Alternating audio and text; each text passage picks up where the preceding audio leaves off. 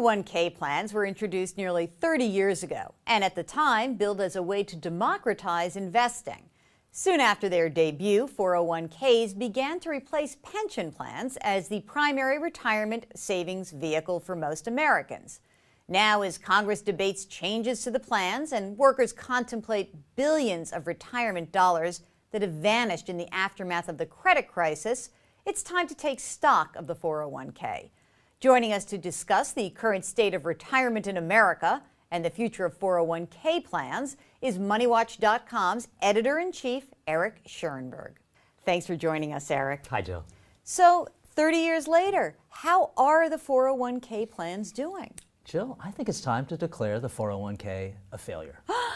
Tell us why. That's shocking. It is, but look at it. As a savings plan, it's fine. It has tax breaks, it has a company match, it encourages people to put money away. But as the de facto retirement policy plan of America, it just doesn't measure up. Wait a minute. We are told that it's the only way, the best way. What's wrong with it? Be specific. Well, it's the best way because it's the only way left. But look, if you're going to have a retirement plan that is essentially the national policy plan, it's got to be seen as fair. It can't favor one group of people over another group of people for no good reason.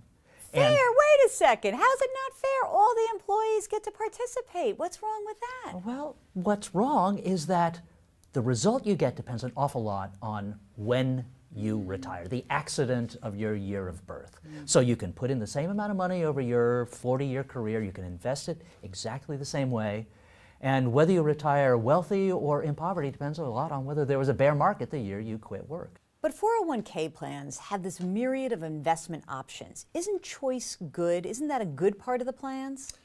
I think too much choice is not a good thing. It overwhelms people.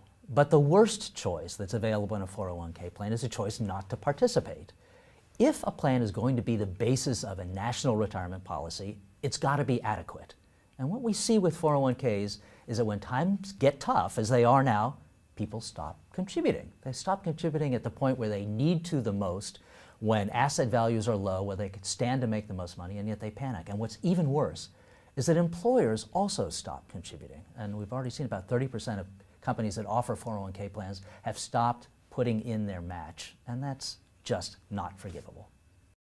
So it's a pretty risky bet to not be in a plan, but there are some risky bets about being in the plan as well. What are some of those risks, and how can participants better manage them? Well, that is the other thing that I think makes the 401k fall short as a retirement policy plan.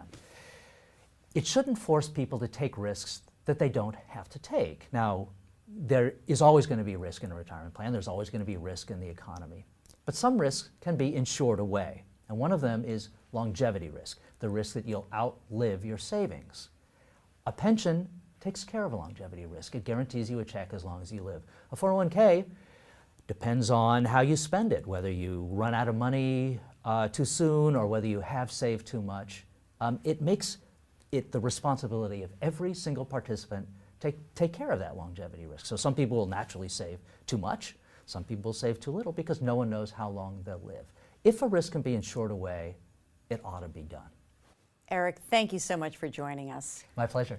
For more on how you can learn how to better manage your retirement, go to Eric's blog, Financial Independence, on MoneyWatch.com.